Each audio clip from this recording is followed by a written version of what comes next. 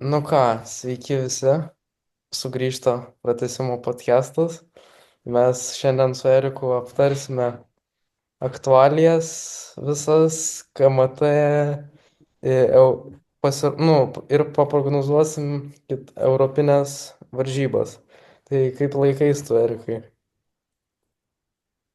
Sveikas, Kiprai. Laikausi, tai tikrai, kad buvo daug krepšinio. Nu, nebuvo labai daug krepšinio, bet buvo daug įdomaus krepšinio, daug nustebintų varžybų, kurios mane nustebino, tai kaip galima apibendrinti jas.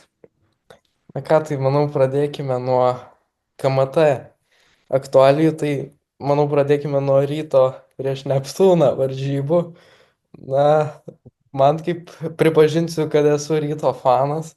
Na, man tai tikrai kaip rytfaniui tai visiška gėda, nu, žinai, nu, tu tiesiog, nu, nežinau, kas čia yra, nu, gali tu kažką komentuoti kažką apie šitas varžybas. Aš irgi neslėpsiu, kad esu ryto fanas. Tai apie šias rungtynes galiu pasakyti, kad buvo gėda žiūrėti pabaigą, ypač kai buvo įsmeigė tą galutinį tritaškį. Kaip sakant, smeigia per širdį ir visiška gėda dabar tiek rytui, tiek jo organizacijai, tiek fanams. Jo, na, nežinau, nu, kas čia rytui daro su tuo KMT vis tiek metų. Vis tai pasišiukšlina jie, ta prasme, nu, aš nežinau, nu, okei, jeigu jie bent būtų, žinai, patekę į, tipo, nu, į pusfinalį, nu, bet ir jeigu, tarkim, pralaimėtų prieš Vilkus, nu, tai dar nebūtų tai blogai, bet kai dabar jau prieš Neptūną prasileido, tai jau tikrai Ypač negali. namuose turėdami, ypač namuose turėdami plus 11. Plius, jo. Na, aš nežinau, ar pakomentuo kažką apie, nu, patį grajų, kaip viskas tau atrodė.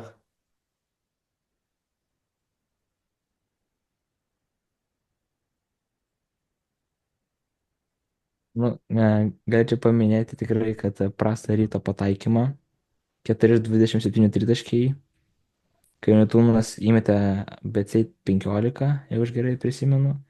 Tai čia tikrai buvo, kaip sakant, ne rytų diena tritaškių, kaip ir prieš Vulsus čia ne per seniausiai. Irgi, kai irgi atrodo niekas nekrito. Taip pat kad vieninteliai Tubelis su Radzevičium atrodo žaidė, būtų po 19 taškų, o visi kiti kažkaip atrodė nublūkę tą dieną. Na, aš manyčiau, kad biškį nuo ryto jo, kaip ir minėjai, labai trūko pataikymo, lyderio. Tikrai trūko Fosterio va tokio žaidėjo, nes visi tiesiog toks jausmas, nu, tiesiog nežino, ką daryti su to kamoliu lemiamu metu, kai jau reikia lyderio. Na, mane labai nuvylė R.J. Kaulas ir Greivsas ir Margeris Normantas 1 iš 10 trajeko, ar ne? Buvo. Gali, tai jeigu aš prisimenu tiksliai. Nu tikrai prastai, tritaškai visiems sekėsi ir tikrai gėda. Tikrai. Na, manyčiau, kad rytui tikrai skubiai reikia pastiprinimo. Nu, na, žinoma, dabar šiuo metu rinka labai sausa yra, bet, nu, gal kažkas nukristų neblogo. Aš mačiau savo kiemo podcast'e, ten paminėjo vieną iš Karšiakos žaidėjas, berots Davon Russell, nu jo, ir dar kažkoks iš Trento yra neblogas, neatsimenu tiksliai pavardės. Na, bet, o kaip manai, Žibėno kėdė biški jau kaista, ar ne? Žibėno kėdė visada po KMT įkaista stipriai, nes nepatekti į finalą tiek metų, ypač kai Vilniuje būtų vykę KMT, kad turi savo namų pranašumą, tu Vilniuje, tu, kaip sakant, nu, turėjai paimti tas rungtynės ir tu nepaėmė jų. Dabar Neptūnas, galim sakyti, tavo vietą užima. Tai aišku, kad turėtų būti Žibėno kėdeikais, bet, kaip sakant, Žibėno vienintelis būdas, kaip sakant, išlaikyti tą postą ryte, tai būtų arba LKL pasimti, arba bent jau kokį top 4 čempionų lygoje. Na, manyčiau, kad Ir KMT, nu, jau kaip ir prastai kaip LKL-ui dabar tas ryto iškritimas, nes, nu, dabar nežinau, tas ketvirtas toksai be ryto dar Vilniuje, tai ne, manau, toks nelabai koks bus, žinai, atmosferos tai beveik nebus, nu, žinai. Jo. Tai tas labai čia dar kerta LKL-ui, manau. Tai manau, LKL vadovai nelabai džiaugiasi, kad Neptūnas pateko, na, sensacija, bet dėl renginio pačio, nu, žinai. Šiaip Nebus tos atmosferos visos. Šiaip visą laiką KMT mane nuvilia, kiekvienais metais. Nu, o kaip tave? Na, man taip sakant, lengvas nuspėjamas dalykas, kad Žalgiris laimės jį jau kelinti metai, bet, kaip sakant, vienintelis būna nespėjamas dalykas, tai ar rytas savo tą prakismą žibėno KMT, kaip Na, sakant, panaikins, nu, bet jau kelinti metai, kaip sakant, jie net į ketvirtą nepateko, tai čia jau. na, aš manyčiau, kad man visą laiką, na, susigadina tie ketvirtai visą laiką. Pernai rytas nepateko prieš Lietkabelį, na, susigadino tikrai ketvirtas visas, nes finalas buvo baisiai neįdomus. Tada užpraeitais metais irgi tas pats Jonava pateko vietoj ryto į finalą, irgi, nu, eilinį kartą nebuvo įdomu. Na ir 2022 berods irgi nepateko rytas į finalą prieš kabelį. Nu tai Mm. nežinau. Nu visada tas ketvirtas toks nelabai užhypina visi, bet toks tampa, žinai. Jau gan būtų įdomus, kaip sakant, tas Žalgirio ryto KMT, tas finalas. Nu, bet, kaip sakant, visas atsiranda kažkoks žaidėjas, kuris tiesiog sako rytui ne ir tiesiog nušloja rytą, kaip buvo buvę. Tenais tikrai prisvaidė tenais ir tą degerį įmetė paskutinę tom sekundėm, kad plus 15 turėtų tiek Gagičius. Ten neatsimenu, kiek ten naudingumas, ten kiem vienas buvo ten tikrai didžiulis. Na, kaip manai, rytas greitų metų pasipildys kažką ar, na, ar dar palauks? Nu, sakyčiau, kad dabar tikrai labai reikėtų pasipildymo, ypač kad dabar kitą savaitę jau bus prasidės Čempionų lyga vėl, jau sužinome priešininkus visus ryto, apie kuriuos pakalbėsime netrukus. Ir tikrai reikėtų papildymo, nes jeigu taip komanda žais Čempionų lygoje, tai toliau top 16 nenueis.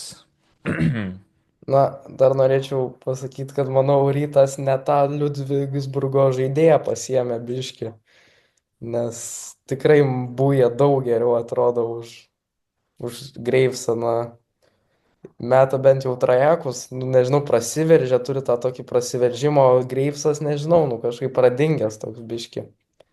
Tada jo, kur Kaulas buvo, O blunko jis. jo, Ž- Būdamas, kaip sakant, ryto bendruomenėje, aš daug komentarų mačiau, kad tipo, Kaulas labai toks ballhogeris patapo na, dabar. Jis pradėjo nebelabai pasuoti, jis jiems pradėjo pas bandyti žaisti. Aišku, smagu, kad žmogus bando imtis iniciatyvos, bet ta iniciatyva jo nieko nepadaro. nu jo, jisai nežinau, kiek teko girdėti, kad ryto treniruotės jis ten įspūdingai atrodo kaip Fosteris, ten žaidžia iš serijos. Na, bet kažkaip, kai ateina varžybos, pradingsta jisai biški, tai žinai, tas labai irgi nuvilia. Na, kai jau prakalbai apie BCL, tai jau paaiškėjo jo varžovai visi ryto. Tai manau, aptarkime juos, tai tu pradėk, manau. Mhm. Tai čia ne per seniausiai, gal prieš kokį 20 minučių baigėsi tarp Galtasarayus ir San Quentin varžybos. Jas peržiūrėjau ir galiu pasakyti, kad tikrai mane nustebino šios varžybos, ant kiek prieš tai atrodė, kad bus lengvas blowoutas, bet ant pabaigos kad San Quentinas susijėmė ir, kaip sakant, galėjo, bet tos klaidos gale leido Galatasaray pasiimti šią pergalę ir keliauti top 16. Na, gal pamatai, kas tokie Galatasarajaus tokie ryškus lyderiai bus. Jo, Vilas Cummings 24 taškus sumetė per šias rungtynes. Tai tikrai sakyčiau, kad čia turbūt jų lyderis. Yra dar Roberts Bloombergs, toks atrodo, jo. 12 taškų sumetė. Nu ir ką galiu pasakyti dar, tai Ronas Volsas visai, na, aišku, 9 minutės žaidęs 3 taškai, 3 taškai, bet manau, kad jis galėtų tapti tikrai vienu iš atsarginių gerų žaidėjų. Nu, bet aišku, čia tik jo vienas iš pirmutinių varžybų, tai jam dabar reikia čia įsivažiuoti. Jo, tai Nes dar, jis nežaidęs jau krepšinio kiek mėnesių, nu, kaip sakant. na, tada kitas varžovas ryto yra Unikaha. Na, šis varžovas tikrai manau, kad ten net bus daug šansų prieš Malagą, nes, nu, tikrai ACB, jie ten visus patva. Aš, aš nebent galėčiau išskirti, kad Unikacha gali rytas nugalėti, jeigu realiai susiimtų, bet tik namuose. Iššūkoj, nemanau, kad labai daug šansų, bet namuose tikrai manau, kad šansų paimti, tikrai, kadangi toks jau normalus varžovas, kur tikrai jau daugelis žinotų, kaip sakant, čia ne kažkokia šliošk, tipo ne tie tokie naunėjimai, o realiai tikrai stipri Eurolygos lygio komanda, galima sakyti. Atvažiuoti į areną tai turėtų būti tikrai veik pilna. Na, tada kitas varžovas yra Manisa. Tai joje yra gan daug lietuvių, tai treniruoja Maksvytis. Tada Echodas žaidžia, tada dar Songaila yra štabe ir dar fizinio rengimo treneris tai lietuvis. Na, aš nežinau, ar Echodas jau bus pasveikęs po traumos, bet norėtųsi jį pamatyti Vilniuje žaidžiantį, būtų visai malonu jį Mm. sutikti grįžtantį. Na, šis varžovas, tai lyderis yra Seibenas Lee, tikrai PCL lygio įspūdingas žaidėjas. Tada dar, žinai, kokių jų lyderių, nes man tai atrodo, kad jis ten kėlino visą komandą ir Nu, aš irgi sakyčiau, kad jis toks yra pagrindinis jų žaidėjas. Nu, dar galėčiau Echodą priskirti prie tų vienų geresnių žaidėjų, prie vienų lyderių. Tai aišku, dabar jis yra patyręs traumą, dar recoverina, tai tikėkime jau Vilniuje pamatyti. jo, na įdomu, kaip Maksvytis sutiks, vat, visai. Ja, bus įdomu. Jo, na tai su šita grupė, manau, tiek. Tai manau, pereikime prie prognozų Eurolygos Mhm. ir lietuvių klubų Europoje. Tai manau, pradėkime nuo Žalgirio su Panathinaikos. Tai, na, tu pradėk gal. Gerai, tai aš duočiau šiaip Panathinaikosui pergalę. Aišku, tas dvigubą savaitę nebuvo labai sėkminga Nanui, kiek aš gerai prisimenu, bet namuose prieš kitą žaliųjų komandą, tai manau, kad tikrai turėtų Panathinaikosas pasiimti šitą grajų, tai mano spėjimas tai būtų, kad laimėtų kokiais 7 taškais. Na, aš manyčiau, kad Panathinaikosas gali būti biški išsitaškę po derbio su Olimpiakosu, kuris vyko vakar. Na, laimėjo ten berods 6 ar 7 taškais. 6 taškais. 6 laimėjo. 7-8, 7-2. Jo, tai, na, manyčiau, kad bus išsitaškę, bet manyčiau, kad jo, Žalgiris tam gerai laikysis pirmą ir antrą kėlinį. Bet eilinį kartą trečiam ir ketvirtam sugrius. Tai manyčiau, kad Panathinaikosas 8 ar 10 taškų laimės prie Žalgirio. Jo, tai manau dar pakalbėkime apie Vilkus prieš Gran Canaria. Tai ką tu prognozuoji? Aš prognozuočiau šiaip Gran Canarijos pergalę. Na, aišku, Vulsam čia, jeigu aš gerai atsimenu, svarbios rungtynės tikrai turėtų būti. Jam palato pasižiūrėsiu į lentelę. Jo, Jo jam. 7 vietoje yra. Kanarija tikrai yra nesilpna komanda. Čia tikrai jiems, manau, svarbios rungtynės. Vulsam, bet pas kurį namuose žaidžia čia? Čia žais pas Wolves. Ai, pas Vulsus. Ai, pas Vulsus. Nu, tai aišku, viso gali būti. Vulsai gali ir vėl savo, kaip sakant, tritaškius parodyti, vėl užmėtyti, kaip buvo su Hapoeliu. Nu, jie, bet aš šiaip prognozuočiau tik Gran Canarijos pergalę. Kokiais sunkiai jų pergalę, kokiais 4 taškais. Na, aš spėčiau, kad Gran Canaria jie yra, manau, tikrai yra namų komanda, nes, nu jo, visos komandos, kas ten atvyksta, visada beveik nelaimi ten. Na, manyčiau, kad, jo, nu, Wolf, spėčiau, kad Vilkai pasiims šitą grajų, nes jie tokie biški neprognozuojama komanda yra. Tai manau, Kanarija bus pavargus po kelionės ilgos. Na ir spėčiau pasiims kokiais 7 taškais Vulvai. Tai, Ok, ok. tai jo, man dar pakalbėkime apie kitą Europos taurės klubą, tai Lietkabelį Dabar, du žaidėjo. dabar vyksta kaip tik tos rungtynės tarp, dabar jie žaidžia gyvai. Dabar yra, kol kas yra ilga pertrauka, Lietkabelis laimi 5. Aš galėčiau šiaip duoti gal pergalę Lietkabeliui. Kaip sakant, jau nelabai svarbus rungtynės, nes atrodo jau nebegali. Jo, nebegali jau patekti, užsidarė jau tas jiems playoffai, nu, bet vis tiek tai duočiau čia Lietkabeliui pergalę kokiais 5 taškais. Jo, na aš irgi manyčiau, kad pasiims ant 10, nes Hamburgas tikrai nėra labai gera komanda. Europos tauriai tai jo, tiesiog pasiims, manau, tą grajų. Na ką, tai manau, tarkime dar kelias tokias Eurolygos rungtynės vertas dėmesio, kokias 3-2. Jo, gerai. Tai Partizanas prieš Paryžių. Na, manyčiau, kad Partizanas pasiims, jei, ypač dar kai žaidžia namuose.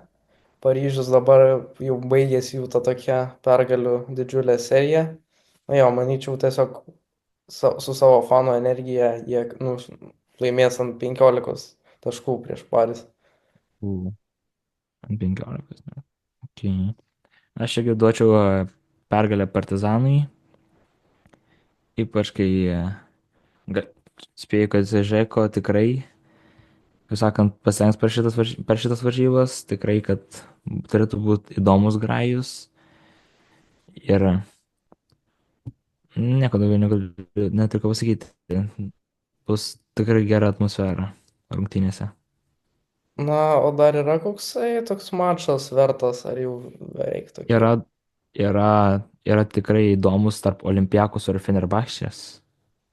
Jo, na, Olympiakos ir Fenerbahčė, na, nežinau, tikrai nelabai žinau, ką čia pakomentuoti apie, nu, šitas komandas, bet manyčiau, kad pasiims Olympiakosas, nes jie tiesiog yra įspūdinga komanda, puikiai sustiguota, sistemos geros, nu, tiesiog, manau, nu, laimės per gynybą. Kaip tu manai? Ant kokių? Sistema tikrai manau, kad Sistema tikrai manau, kad yra viena geriausių Europoje, jeigu ne geriausia, nes kai žiūriu į varžybas, tiesiog gražu žiūrėti, kaip jie pasuojasi, kaip jie vis prakirtinėja Saša Važenkov, kaip jis su keliais driblingais sugeba sumesti tiek taškų.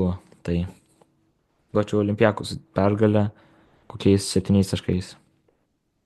Na ką, manau, šiandienai tiek, ar ne? Jau, Jo, sakyčiau, tiek. na ką, tai susitiksime greitų metų tada, nu, tai viso.